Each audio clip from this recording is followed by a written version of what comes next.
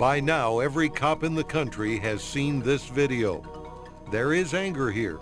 The question is there moral, ethical, perhaps physical justification for such anger? And can it be controlled?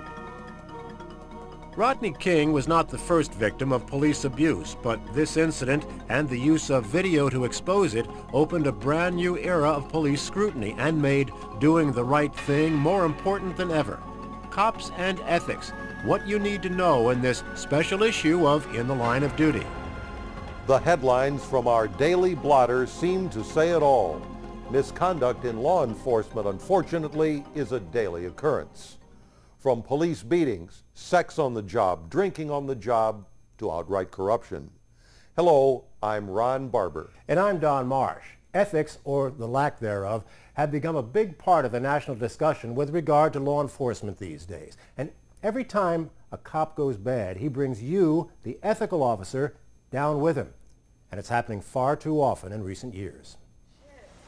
The papers and the television screens have had plenty that's negative to write and report about. Sometimes it's difficult to hide from the accusations because you never know who is watching. This Mother's Day incident in Sauget, Illinois, in which an officer struck a woman during a routine stop, was captured on the surveillance camera of a nearby store. When it was discovered, the officer was in big trouble. There's that one right there, that guy right there. Yeah. He's the one that hit him right there. You just lost your job, buddy. Yeah, since people squared him after he was cuffed. This sucks because this is over my fucking trip to New York footage. I better get money for it. Notoriety from this video exposed the amateur photographer as a wanted criminal. He went to jail as 2 officers were suspended in an incident that captured national interest and stirred national debate. An in-store surveillance camera caught these officers taking liquor and cigarettes from a food store while executing a search warrant. More on that later. When a cop goes bad, news coverage is never far behind. In this case, the man in the cuffs is a cop who was caught on his own cruiser camera hitting a woman suspect after a chase. It's hard to recover from such evidence. He said he did it because she resisted off camera. That may or may not be the case. But this is all the public and the officer's supervisors saw until the officer was taken into custody. Increasingly, the local news cameras are also in the courtroom and available to disgrace accused officers daily, as they did for months in the Los Angeles police corruption scandal. Every time a police officer makes the paper in a negative connotation, every time a police officer is on the news where someone gets shot, every time a police officer is on the news where a suspect is beaten, all of those things go to sully every cop in the country. That's why the International Association of Chiefs of Police say ethics is the greatest training and leadership need today. Therefore, police leadership and individual officers must meet and abide by the highest ethical standards to maintain the public's trust. It is more than a little ironic that the best advice for cops may be to approach the job as if a camera is watching every move. It should be part of a mental checklist for every officer. Anytime you're going to do something, what if it happened to be on tape or audio? I mean, whatever I have to do, if I've been trained for it, if I have to control somebody, if I have to use my weapon, use my nightstick, punch somebody, fight for my life, all of that is okay. But do it according to how I was trained, and if it was on video, if I was videotaped with this incident, could I explain it and would I be okay? And if I feel comfortable in myself that I did what was necessary and I can document that this is what happened, then I'm going to be okay ethically to the department, to my fellow officers, and to the community. The violence on today's streets sometimes blurs the line between what is right and what is expedient. Under trying and dangerous circumstances, the officer is faced with having to decide when firmness becomes brutality, when challenging a minority becomes discrimination, when using force is excessive, when facing a choice between right and wrong that could lead to corruption violating the very laws he has sworn to uphold, or when using dishonesty and deceit for his own ends rather than integrity and professionalism, either in his dealings with civilians or colleagues. Officers must have the character to follow the proper course, whether faced by thousands in unattended drug money or someone offering sex for a break. What it all boils down to is knowing right from wrong and then deciding to do what is right. And it all begins at the top. In this Kansas City incident, an officer beat a prisoner in and out of a transport van in full view of a surveillance camera. Other officers pulled him away. The cop was wrong. The department was right. I would like to stress some facts that I think are extremely important. This incident was brought to my office's attention by the Kansas City, Missouri Police Department. And I think that in that regard, this community has in fact something to think positively about. I think that in many police departments in this country, an incident like this could conceivably be covered up, glossed over, not ever brought to the attention of the prosecuting authorities unless it was forced by a journalist, victim, or citizen in the community. That is what ethics standards are, a set of principles of right and proper conduct. You can expand the definition to cover as many contingencies as you choose, but it still comes down to doing what is right, and it all begins at the top. I think every person inside knows what is right and what is wrong. Now, we're all raised differently, but receiving something for nothing could be right, could be wrong, but everybody knows it's usually not something for nothing. Am I expected in return to violate the law by giving him a break, by voiding tickets and so forth? That's wrong. We're all raised differently, but each police department has and should have its own code of ethics that those officers must abide by. So no matter how I was raised, and whether I think getting a cup of coffee or sandwich or anything else is right or wrong for me, the code of ethics set out by the department should regulate how I act and what I do in that society. Departments can and should set the policies and standards, but it is up to the individual officer to see to it they are carried out.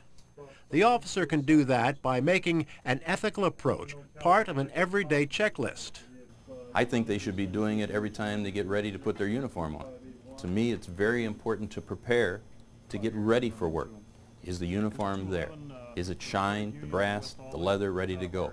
Is my weapon oiled? Is the mace shaking the can ready to go? Do I have everything there and mentally preparing for all the different possibilities that I'm going to get on the job? And when I leave that house, even though it's very difficult, is everything there okay? If I've had a fight with the kids, the wife with the husband, whatever, can I have an agreement with them that when I leave, give them a hug, a kiss, say something, goodbye, we're okay here, so that I can leave that solid home and go and focus on my job and then prepare from roll call on of what I have to do. Very difficult, but it's part of the whole picture. Cut the call off now! Turn the call! Roll that window now! Roll your window down now! Turn the call! Put the damn keys out the window! Now! Out of the car! On the ground now! Get out of the car! Get on the ground! I have my seatbelt on! Get out of the car! Put the damn keys! Get up now! Now! On the ground! On the ground! Now! On the ground! This case made the national news when a South Carolina trooper pulled over an unarmed woman for speeding. He was white, she was black. He was fired, she sued, claiming civil rights violations. Prejudices and biases have to be put aside. You have to say to yourself, I may not like the way that person dressed, I may not like their hairstyle, but the whole purpose is, have they violated the law? And would you want another officer treating somebody you love or respect the same way you're treating them? How would you like it if some other officer didn't like the way your mother dressed, or the color of her car. How would you want him treating her? Treat everybody respectfully, but still you can control and be focused on what you're doing. Restraint is sometimes difficult, but not impossible to achieve. This Kentucky officer chose not to shoot a woman who looked for all the world as if she were reaching for a gun in her purse.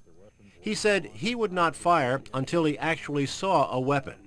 He suffered the indignity of a stolen cruiser, but made the right decision. She turned out to be unarmed and mentally ill. We've seen video like this on many occasions with officers showing anything but restraint, but it is the exception rather than the rule. Officers can, as in this case, converge on a bad guy, make the arrest, and make the evening news in a positive rather than a negative way. Officers can train for these sudden adrenal rushes. You need to have the checklist in your mind. Okay, I'm in a felony, I'm in a pursuit. I know it's going to be a felony stop. I got to keep my adrenaline down. To do that, you do the breathing techniques. In through the mouth, 2, 3, 4, hold, or in through the nose, 2, 3, 4, hold, 2, 3, 4, out through the mouth, 2, 3, 4. It calms you down, your adrenaline goes down, your heart rate goes down. Then you get back to almost the cognitive reasoning. Breathing and being in good physical shape, eating properly. You know, there is no one answer to all of this. I mean, it's our mental state. It's, do we have a belief in a higher being? Do we have this image of ourselves as being a good person? All of these things enter into what do you think of yourself, your profession, your partner, and your idea of what it is that you're doing. Are you serving the community, or are you in there enforcing laws? And all of that comes into the picture of how you do police work. We, the jury, in above entitled action, find the defendant, Michael Buchanan, guilty of conspiracy to obstruct justice. As the foreman reads the verdicts, the 4 officers in the Rampart corruption trial show no emotion. Officer Michael Buchanan, guilty on 3 counts of conspiracy to obstruct justice and perjury. Sergeant Edward Ortiz, guilty on 2 counts, conspiracy to obstruct justice and filing a false police report. Sergeant Brian Liddy, guilty on 2 counts of conspiracy to obstruct justice and filing a false police report. Only Officer Paul Harper walks away a free man, found not guilty. The verdicts are hailed by DA Gil Garcetti as sending a message that LAPD officers cannot hold themselves above the law. We need to help LAPD get the credibility that they should have, and hopefully this verdict will do it. The defense claims pretrial publicity skewed the results, especially publicity about Rafael Perez, the self-confessed corrupt cop who's fingered many of his colleagues from behind bars. I think we're in a society today that thinks more about the bottom line, which is the dollar. I think that as a police officer in law enforcement, we have to remember the badge is public trust, that it's not only us, it's everybody that's gone before us that will go ahead of us in the future that we need to act for. Few days go by in which there aren't reports of police corruption. If the Rampart scandal is one of the more glaring examples, many instances of a much smaller scope can be found almost every day in the media. This surveillance video in a small food shop shows 2 detectives helping themselves to liquor and cigarettes while conducting a search for stolen baby formula. All this after they thought they had disabled a surveillance camera. But there was a second camera, and the store owner is using it in a lawsuit. The lawsuit also alleges the cops made an illegal search. They allegedly went to the store looking for stolen baby formula, but did not show a search warrant and were not given permission to search the premises. However, the videotape shows the cops looking through the store. One tries unsuccessfully to open a cash register. He then opens a lottery cash register, but does not take out any money. The lawsuit states that along with the cigarettes and liquor, the cops also left the store with some cans of baby formula and the store's licenses to sell food and liquor. The cops did inventory the baby formula, but not the other items.